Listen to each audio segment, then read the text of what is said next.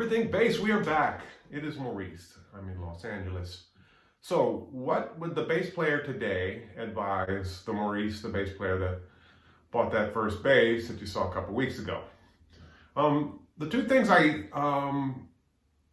wish I had, and I didn't realize this till I got to school and really dug into the academics of being a musician, was I wish I had a more diverse upbringing musically. And that's my own fault. I brought myself up around rock music and I cheered for that like it was a sports team. And I don't know how receptive I would have been, but when I got to music school and discovered that a lot of these good players that had come to that school had that, that upbringing with a lot of different styles and cultural grooves and rhythms and things like that. So I wish I could advise myself to be a little bit more outgoing to research that when I started as a bass player, but as I said, I think I was stuck in a different place then. And the other thing, and both of these are triggers from now going to school and having that experience, was that I think if it's somebody imparted the fact that knowing and understanding, how chords work and what are in chords, that would have definitely made headway with me getting around the neck and understanding what to do, in compositions and ensembles and things when, certain harmonies are going on or certain chord phrases are being played, and, the options and the simplicity or the complexity of what you want to do to that. So I thought, when I figured out what being a musician was, I thought like the knowledge of chords, regardless of what instrument you're playing, the knowledge of chords is key. And not talking about playing chords on bass, that's a different thing, but you need that knowledge. But other than that, just knowing what to do, I think that is some advice I would give the young bassists right now. Is like take that to heart and dig in as soon as you can. It'll give you some licenses of freedom on that fingerboard. Alrighty, that's what I got. We will see you next week. Everybody take care. Stay healthy. Bye. Yeah, what a question. As a musician, we sort of live in that gray area on that fine line of, are we an overachiever or an underachiever? Did I work hard enough? Did I work too hard? Did I get everything I should have gotten? Did I get too much for what my talent level was? Who knows? What we can control is the process. And if I could go back and remind myself as a kid, hey, keep the focus, keep working hard, and whatever is destined to happen will happen. And about all you can control is how hard you work and how diligently you stay on the path to get what you want. Some of it may be luck, some of it may be talent, and most of it is hard work. So my process was pretty good. I worked pretty hard, and I had a fair amount of success, not nearly as much as I'd hoped, but it was a great life, and it still is. So, yeah, overachiever, underachiever, who knows? Work hard. That's what I believe. All right, good luck. Hi everybody, this is Mark Coradetti from my home in Southern California, and this week's question was very interesting.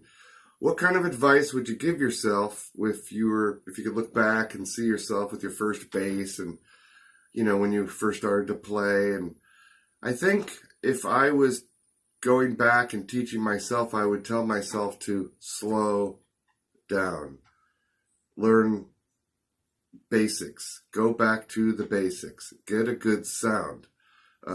Ray Brown had a really cool video about that, and he said that, get a good sound, and he, showed what a great sound he had on the video. But for me, it's the 3 T's, time, tone, and taste. If you can't play in good time, and you don't have a good tone, and you can't play with good taste, well, no one's really going to want to, hear what you have to say. It's not about how many notes you can play. And I think for a long time when I first started, many, many years ago, I'm ancient now, it was about how many notes I could fit into the bar and no matter what, and, that kind of thing, kind of like a sport. But it's not a sport. So it really, after years of doing it and after years of, studying and, practicing and going to school and all that stuff, the three things that have stuck out to me were the three T's, I call them: time, tone, and taste. It seems to work all the time, no matter what type of music you're doing. So that's my best advice for that type of thing, especially as a younger person listening. There's so many things on YouTube and different things that it could really flip you out. I mean, because there's just so what do I do? What do I do? But deliberate practicing things you don't know, and maybe studying with someone that has a little bit more experience and can tell you these things and assign things, but deliberately practicing things you don't know will make you better, no matter what that is. There's different styles of music and rhythm, but for me, it's the three T's all the way: time, tone, and taste. It serves me well, and I'm sticking to that. So hope you all have a good day, and we'll hopefully talk to you soon, probably next week in the next video. So enjoy yourselves, and talk to you soon. Bye-bye. I've actually asked that question of myself many times, and it's a little embarrassing to give you guys the answer, but if I could go back to the moment I had my first bass, I would slap myself so hard in the face and say, take private lessons. You guys understand, back then I was 18, and I don't know. I don't know if it was arrogance or afraid of going into a situation and having people, tell me I wasn't good at something. I don't know what it was, but I wasted so much time. For years, I struggled over the simplest concepts. I didn't understand things. I was getting things wrong. I was like, I would get resources and I would get books, but I really needed someone to navigate through that. So I wasted so much time. And then when I was able to actually go to Musicians Institute, right away I realized my mistake. I realized that by not taking lessons, by trying to do it on my own, I set myself back. And then getting all that great instruction, those great private lessons, those great open counselings, of course the classes, in 1 year I was propelled a decade, I think. I mean, if I would have stayed on my own trying, I would have never gotten there, honestly, being self-taught. Now, I'm not bagging on being self-taught. I'm just saying in my case, the way I like to learn things, I let my ego kind of put roadblocks in front of me. I should have just found the best teacher, sat down, and really hit it hard. And I wonder where I'd be now, if I'd be that much farther. So, yeah. That'd be the advice I'd give a young lad named Dale Titus with his first bass. Take some private lessons, man. Wow. Hello again. This is a very far out question. I'll try to not have my answer be too long, because ever since I've been learning, I've wanted to go back and start over. But if I had the opportunity to go back to the day that I first received my very first bass and give some advice, the most important thing that I would say is listen to all of the music that you can. Get out and play with every opportunity that you find, and don't get discouraged by anything. Just persevere. And definitely get out playing sooner. I was very blessed that my mother is a phenomenal pianist. She did study with an instructor when she was a child, but she had and has such a natural gift for music that I think my music theory is beyond my mother's, and I don't know much. But I began playing in church with her. All we had was the piano and me on the bass shortly after I received my first bass, so about the time I was 9 years old. And for years, that was all that I did in any type of any type of professional capacity was just playing 3 times a week in church.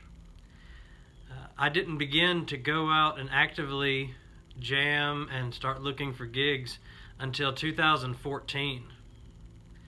So there was a huge chunk of time where I didn't actually progress. I didn't study, I did not apply myself to understanding my instrument. And that would be something that I would want to remedy. Mr. Steve Bailey mentioned that he began taking piano lessons, but it didn't last very long. He got a little discouraged with the instructor that he had, and he has said that he knows he would be a better bass player and a better musician were he to have continued with piano lessons. I've been wanting to take bass lessons, which I've still never had an actual instructor. A couple of mates have given me a few tips, but I've never had a genuine lesson with someone that's going to hold me accountable and exercise discipline on my behalf for teaching me music. And I've always wanted that kind of environment and having an instructor or at least a comrade. I have plenty of bass mates, but they're all over the country and all over the world. And in this town, I'm currently living in Clarksdale, Mississippi. There isn't a bass community. So Facebook is really my only communication to other musicians and other bass players. And there is nothing that can take the place of having a group of musicians and being able to jam and learn from one another. I would highly recommend to anyone that's starting, absolutely learn to read music. Now, being at my age and 100% of my income, my entire life and profession is playing music, I cannot read. And I know there are so many opportunities that I'm missing out. In this time, remote recording, when I could be having emails sent to me with sheet music and play a bass line, record the part, and send it off and make some income, I'm not qualified for that. I know that even in this community of bass players, that there are still favorites, and some people like this player or don't like this player or whatever. But thankfully, because of my background, I have no prejudice or preference of anyone. I have, as I've said before, my favorite living bass player and my favorite bass player of all time. But even then, I don't hold everything that they say and do as, solid gold. I take what I can use, I study and I learn from them and try to develop my own playing style and my own sound. But I will quote Mr. Jeff Berlin. He said something in an interview once. He said, "You can learn how to read, learn how to function within music, play a lot of gigs, and make a lot of money, and still go do a blues gig where you don't have to read at all. But a blues player can't do those other gigs because they're not qualified. A rock player can't do those other gigs because they're not qualified. Learning music is essential to demystifying your instrument and making it a profession." And however you feel about Mr. Berlin, that's great advice, and it's challenged me. I very much want to learn how to read. I was a part of I was able to view the webinar that Berkeley put out that included, among many other bass players, Hadrian Furrow, and he mentioned that he cannot read, and how he felt underdeveloped as a musician because of not being able to read. So I cannot stress that highly enough. And getting out and playing as soon as you can. I'm in the category of players who like to be prepared and over-prepared. When I go out on the road, I always have two basses. Always. You never know what can go wrong, and when you're out on tour, you have to be able to pick up a spare and do a gig. If something goes wrong, you have to have that ready, extra strings, all that kind of thing. So I like being prepared, and for those who don't desire to make a profession out of music but love to play and love music for the transcendental experience that it is, get out and play as quickly as you can, as often as you can, in as many different styles. Again, I'll quote Steve Bailey, and to summarize the story that he told, he was hired for a Latin type band and did the gig quite well, he thought. And at the end of the night, the band leader said, "Thank you, Steve, appreciate it, we won't be needing you tomorrow." And his attitude and the mentality that he took for that was to learn that style of music and understand it so that he could play it with the right feel, not just the right notes and in time, but with the right feel and the right presentation of the bass part in that style of music. And I primarily play, the gigs that I'm called for are blues and blues rock and rock gigs. That's the majority of my work. And yet, I've just been hired to do a remote recording session for a singer-songwriter in Germany.